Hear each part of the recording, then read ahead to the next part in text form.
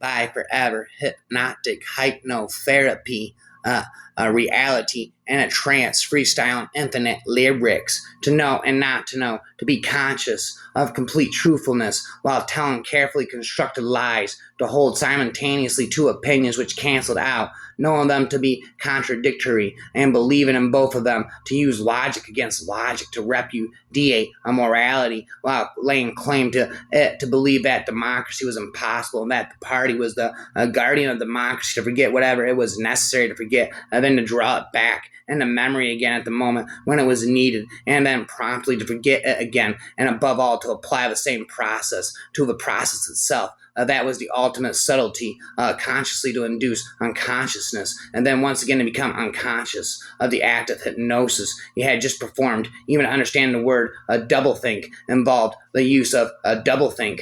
Music makes me forget myself, my true condition. It carries me off into another state of being, one that isn't my own. Under the influence of music, I have an illusion of feeling things I don't really feel, of understanding things. I don't understand being able to do things I'm not able to do. Can it really be allowable for anyone who feels like it to hypnotize another person or many other persons and then do what he likes with them, particularly if the hypnotist is the first unscrupulous individual who happens to come along? Almost all people are hypnotics. The proper authority saw to it that the proper belief should be induced, and the people believe properly. The erotic state, again, a mixture of a concentration and spontaneity, is a hypnotal state, probably the most powerful kind that we are capable of experiencing. It is in this condition that unexpected regions of the self are revealed. As the majority of people know from experience, a democratic civilization will save itself only if it makes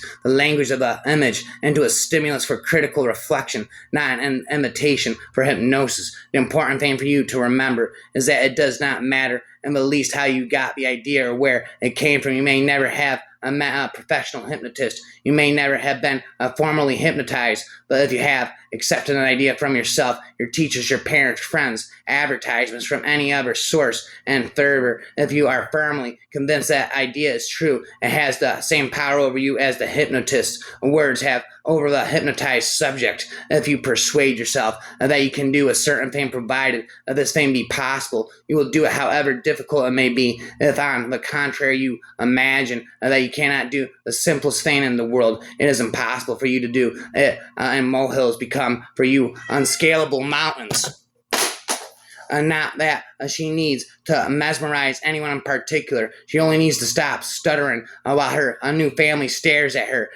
Hyperbolic suggestion is, as one might infer from the term's literal interpretation, a method of suggestion induced upon the subject or subjects in question through a blatant and immoderate invocation of hyperbole. A simply stated excessive exaggeration induces a trance upon the recipient, rendering him or her remarkably susceptible to suggestion. Thus, through the use of a multitude of descriptive adjectives and superlatives, neural mechanisms and pathways are overloaded as canals, and bypasses are burrowed into the thick of the gray matter. The dendrites are, through this process, turned to a predetermined frequency by which the seeds of suggestion can be sown. When this occurs, the subject becomes incredibly compliant to any orders given at a certain tone of voice. In some cases, orders need to not be given. The subject's attitudes might well be so affected by the hyperbole as to affect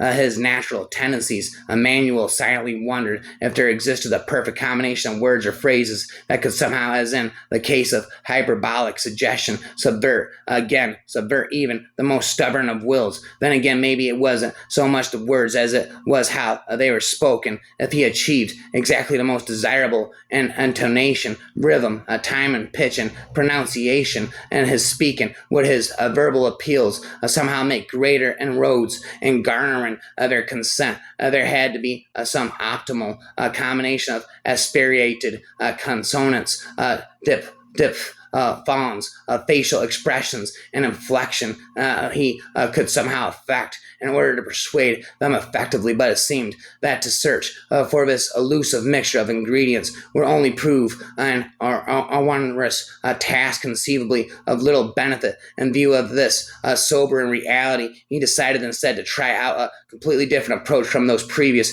It occurred to him that his attempts at persuasion might be slightly more effective if he carried them out as dialogues rather than monologues. You're doubtless well aware of that most of the great hypnotic patients wind up referring to themselves in the third person like little children receive themselves from outside their own organisms, outside their own sensory systems, in order to get further outside of themselves and help them escape their physical personality. Some of them, once in the state of clairvoyance, have the curious custom of re-baptizing themselves. The dream name comes to them, no one knows whence, and by this they insist on being called as long as their luminous sleep endures, to the point of refusing to answer to any other name. Again, he was transfixed by her appearance in the firelight, drowned in emotions he had never felt before, as if he was a bonfire himself, and the only purpose of his existence was to give her warmth. Spanton, haven't you heard that the bird is the word bird?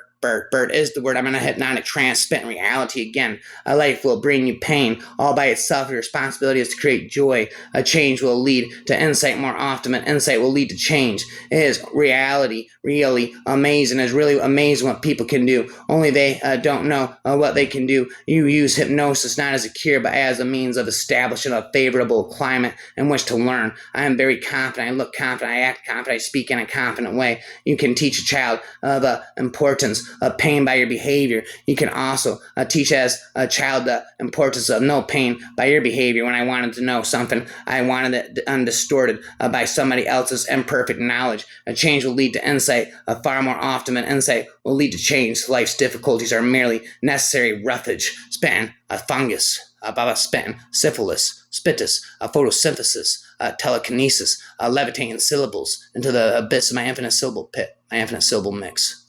Abyss.